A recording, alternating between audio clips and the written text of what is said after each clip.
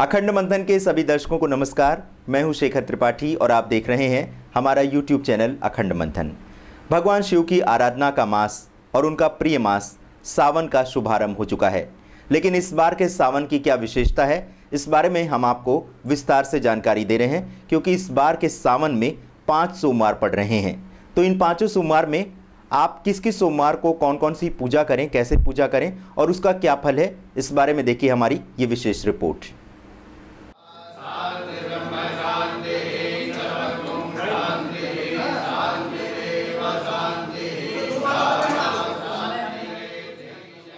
भोले भंडारी भगवान शिव के आराधना का मास सावन आ चुका है।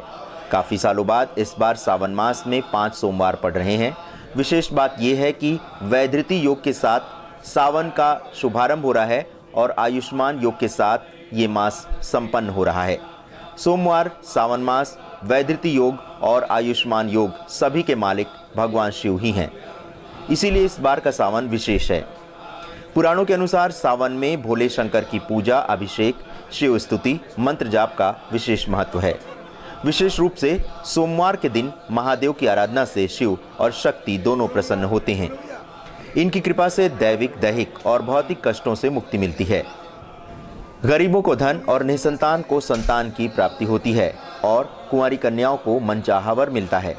बाबा भोले की पूजा से भाग्य पलट सकता है।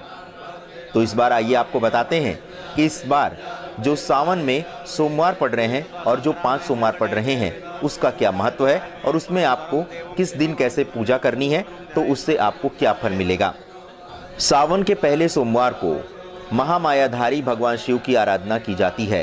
पूजा के बाद शिव भक्तों को ओम लक्ष्मी प्रदाय ही ऋण मोचने श्री देहि देहि शिवाय नमः का मंत्र 11 माला जाप करना चाहिए। इस मंत्र के जाप से लक्ष्मी की प्राप्ति, व्यापार में वृद्धि और ऋण से मुक्ति मिलती है।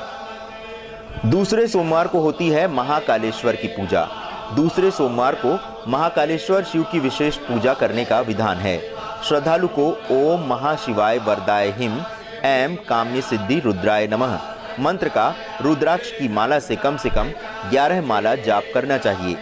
महाकालेश्वर की पूजा से सुखी गृहस्थ जीवन, पारिवारिक कलह से मुक्ति, पितृदोष और तांत्रिक दोष से मुक्ति मिलती है। तीसरे सोमवार को अर्धनारीश्वर की पूजा का विधान है। सावन के तीसरे सोमवार अर्धनारीश्वर शिव का पूजन किया जाता है। इन्हें खुश करने के लिए ओम महादेवाय सर्व कार्य सिद्धि देहि देहि कामेश्वराय नमः मंत्र का 11 माला का कम से कम जाप करना अति श्रेष्ठ माना गया है। इनकी विशेष पूजा से अखंड सौभाग्य, पूर्ण आयु, संतान की प्राप्ति, संतान की सुरक्षा, कन्याओं का विवाह, अकाल मृत्यु का निवारण और आकस्मिक धन की प्राप्ति होती है। चौथे सोमवार को तंत्रेश्वर शिव की आराधना का विधान है। इस दिन कुश के आसन पर बैठकर ओम रुद्राय शत्रु संहाराय क्लीम कार्य सिद्धे महादेवाय फट मंत्र का जाप 11 माला करना चाहिए। ये सभी जो जाप हैं उसको रुद्राक्ष की माला से करना श्रेष्ठ रहता है। तंत्रेश्वर शिव की कृपा से समस्त बाधाओं का नाश, अकाल मृत्यु से रक्षा, रोग मुक्ति और सुख समृद्धि की प्राप्ति होती है।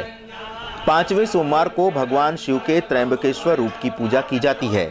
जो भक्त सावन के 4 सोमवार में भगवान की पूजा नहीं कर पाते, उन्हें 5वें सोमवार का व्रत रखने से मनोवांछित फल की प्राप्ति होती है। इसमें रुद्राभिषेक, लघु रुद्री, मृत्युंजय या लघु मृत्युंजय का जाप करना चाहिए।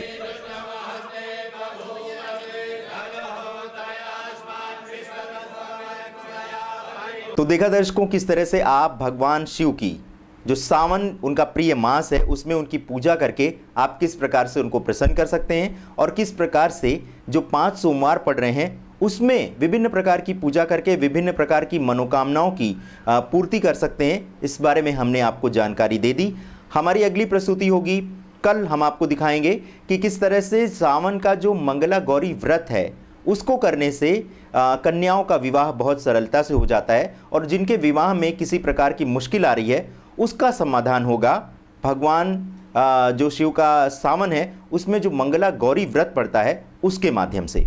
तो कल हमारी विशेष प्रस्तुति देखना ना भूलिएगा। लेकिन आप सभी दर्शकों को सावन की बहुत बहुत शुभकामनाएं और हमारी ये प्रार्थना है कि भगवान शिव का ये मनभावन सावन आपके लिए बहुत मनभावन रहे। अगर आपने हमारा चैनल सब्सक्राइब नहीं किया है तो कृपया इसे सब्सक्राइब और शेयर अवश्य करें, क्योंकि इसमें दी गई जानकारी आपको कहीं और नहीं मिलेगी। हमारा चैनल देखने के लिए आपका हृदय से धन्यवाद।